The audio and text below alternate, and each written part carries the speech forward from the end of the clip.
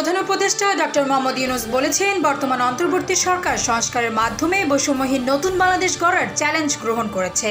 শনিবার জাতীয় সমবায় দিবস 2024 উপলক্ষে দেওয়া এক বাণীতে তিনি কথা বলেন।